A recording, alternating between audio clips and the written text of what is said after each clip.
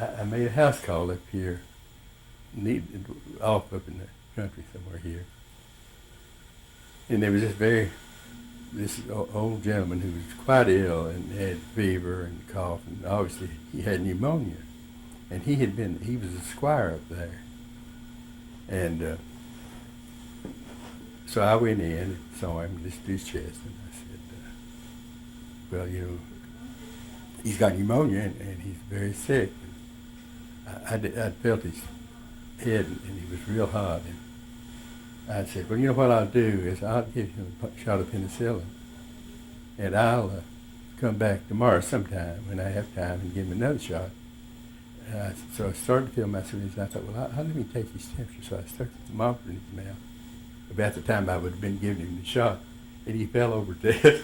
I said, if I had given the shot, not only would they thought I killed him, I would too.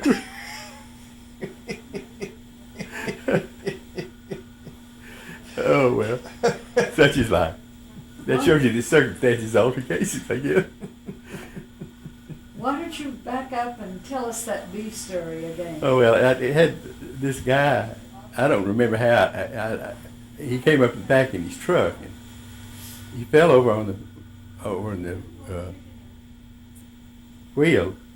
steering wheel, and was completely unconscious.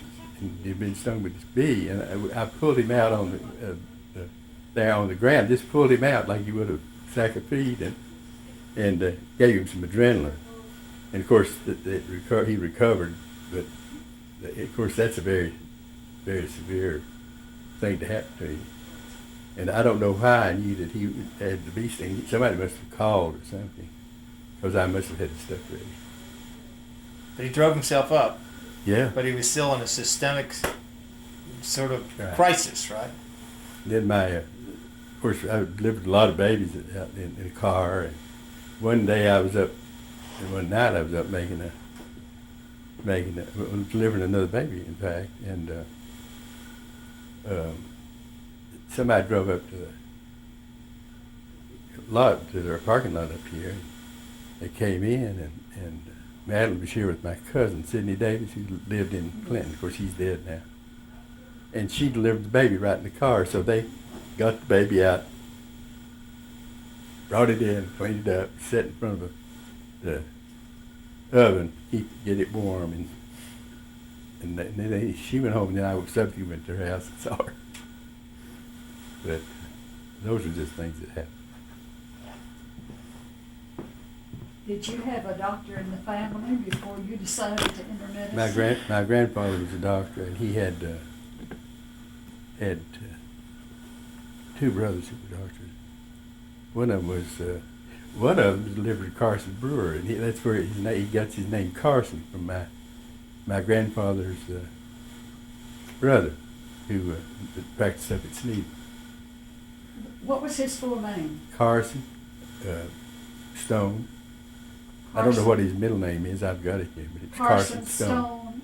Yeah. And so Carson Brewer is named for him. That's what well, I'm sure that's true because he's told me that. But he's also, that was Ora Holly. You remember Ora Holly? They had the funeral home down here. I didn't. Well, that was her father too. So, anyway, things are funny sometimes, aren't they? Do you ever find yourself just worn out or exhausted or overwhelmed? I don't know. I really don't ever. I'm sure I was overwhelmed at times, and I'm sure I was tired at times. But that wasn't everything I really. Maybe I expected to be. It never was a problem. But times are.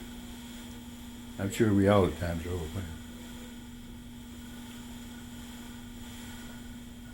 Tell us a little bit about how your wife played into the support system of this one doctor in this community. Maybe you ought to ask her. I think we should. I think we should.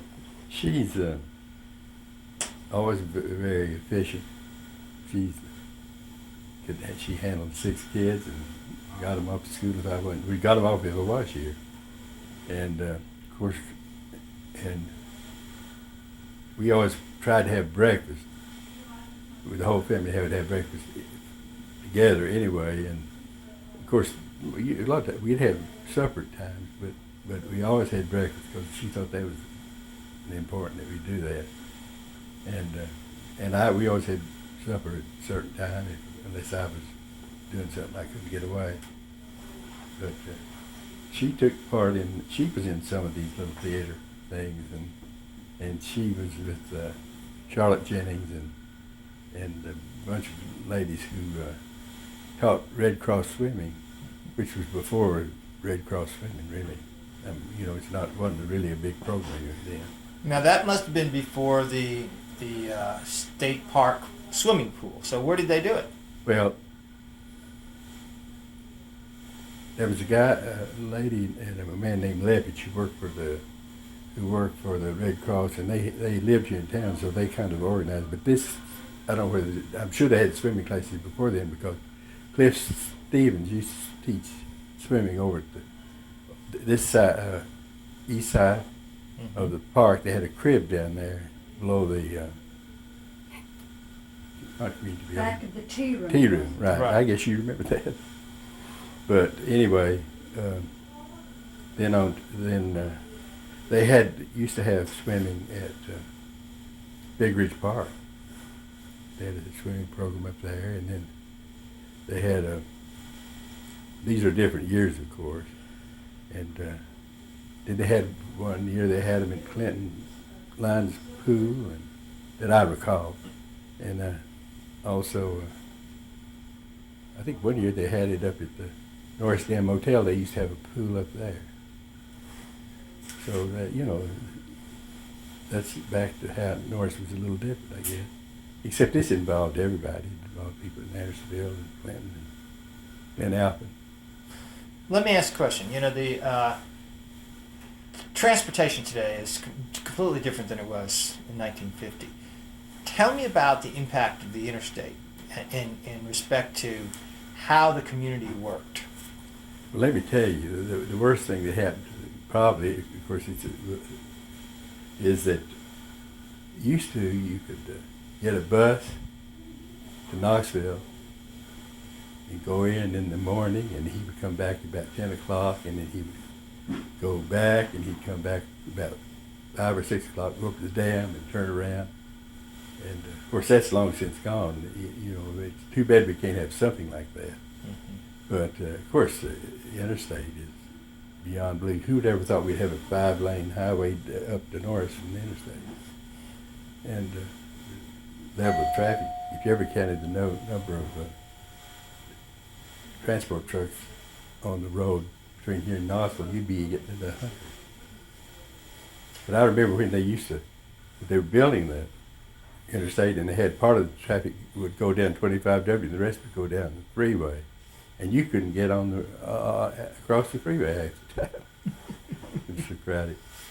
Of course, that was for just months or a year or two. So we're into the age of transportation, I guess. Did you have much problem convincing Mrs. McNeeley that she could live here in the hills? No, we had no problem about that. She was willing to come back to Tennessee. She knew she had a good thing going. No, there was never a problem.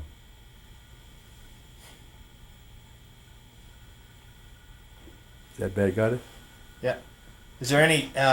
Can you remember any big controversies that? We do with my wife or with somebody? No. Community-wide. The biggest controversy was when the town was sold. That was about the time we came. Fortunately, I didn't alienate anybody because I wasn't here. But they were people who spoke didn't speak, and people who didn't speak spoke. Because they wanted to buy their own little house. Of course, they ended up, the Epstein outfit out of Philadelphia bought the whole thing, and then they sold it. And a lot of people moved off. But it's pretty interesting. When we lived in this house over here on West Norris, And we bought that house then for $12,500. Now, which one was that? That was where my daughter lived. Oh, okay. Of course, The same we one where sold you- it. I mean, she bought it back and paid more than that for it. But that's what they were going for about that. And I think some of those cinder blocks must have gone for $6,000-7,000. Oh, yes. Although I don't know that. Mm-hmm. But there was some friendships broke up over the selling of that That's town, right. huh? And when did you build this house? Built it in I think about 1954, 56. Somewhere along there. She used to be a flat place in the old CC Camp Road. Were there any evidences when you came out here of where buildings had been for There the still are.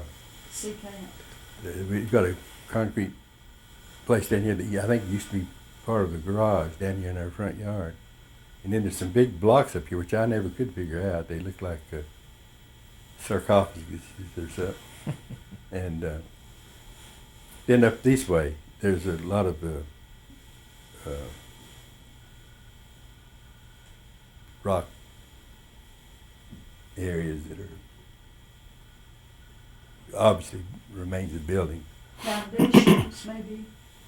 What? Foundation Yeah, what they outlets? were, I'm sorry, that's what I was swapping around for that, is that they were foundations. They had the barracks that ran up like this and across and down. And down here where Mrs. Cox lived was, I think, the headquarter building for the CCC camp, CCC camp, which of course, he said, I guess that's the oldest building in town, probably. Mhm. Might be.